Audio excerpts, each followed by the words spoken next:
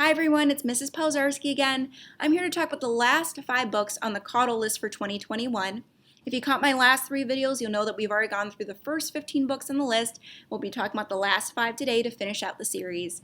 I know it's been a while. As you can see, I'm back at the library. The other librarians and I have been really busy welcoming you guys back, answering questions, and getting your books for you, but I thought I'd finish this out. So without further ado, here are the last 5 books on the Caudill list for 2021. The first book I'll be talking about today is Long Way Down by Jason Reynolds. Jason Reynolds has written a number of wonderful and critically acclaimed books for young readers, and he is the Library of Congress's current National Ambassador for Young People's Literature. Those familiar with past Caudill lists may remember 2 of his other books, Ghost, the first book in the Track series, and As Brave as You. Long Way Down is a departure from some of his other works for young readers, with a darker tone and serious subject matter. It is an intense and gripping read that takes place during a 60-second elevator ride in which the main character decides whether or not he will use the gun he carries to avenge his brother Sean's murder.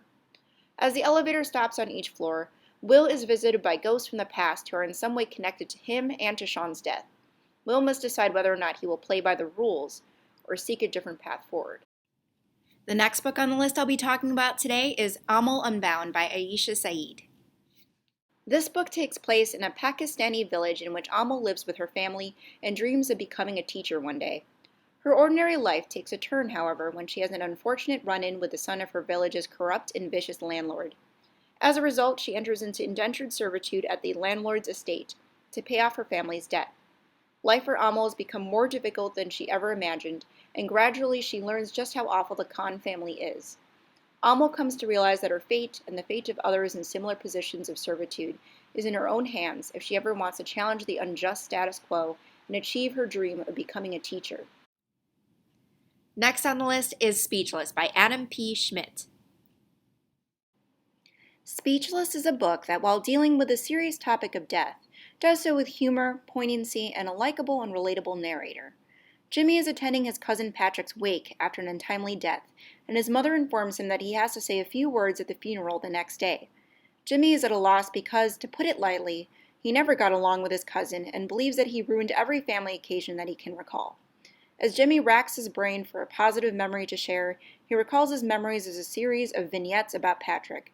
The book is thoughtful and honest and explores the complexities of family relationships. The next book I'll be talking about is Night Books by J.A. White. In a creepy contemporary fantasy novel written by the author of the Thickety series, a boy named Alex is imprisoned by a witch named Natasha. In order to stay alive, Alex distracts the witch by telling her an original frightening tale each night. Natasha is enraptured by Alex's skillful storytelling. He crafts his stories with suspense and plot twists that keep her and the reader engaged throughout. Some of you may recognize this format as a modern version of 1001 Nights, also known as the Arabian Nights. For those of you who are worried that this will be too scary, it's not as scary as some of the other Caudills this year, such as Spirit Hunters and Small Spaces. It's still a bit creepy, however, and definitely a great book for reading in October. The last book I'll be talking about today, and for the whole series, is the last book on the list, Front Desk by Kelly Yang. Beyond the rather playful and lighthearted cover of this book is actually a realistic fiction middle-grade novel that delves into serious topics such as immigration, poverty, racism, and family relationships. Mia Tang and her parents live in a motel owned by Mr. Yao. She and her family are recent immigrants from China, and her parents work at the motel cleaning rooms. To put it lightly, Mr. Yao is unkind to them and to Mia, abusing them and taking advantage of their vulnerable position. Mia's parents are also secretly harboring immigrants in the motel, allowing them to stay in the empty rooms for free, unbeknownst to Mr. Yao. Mia, also a budding writer, describes a life that is at times frightening and unstable, but she is also courageous and kind through it all and finds true empathy and compassion amongst the cruelty. A sequel, 3 Keys, was released this fall. Thank you so much for watching. I really enjoyed making these videos, and I hope they inspire you to read the nominees on the Caudill list for 2021.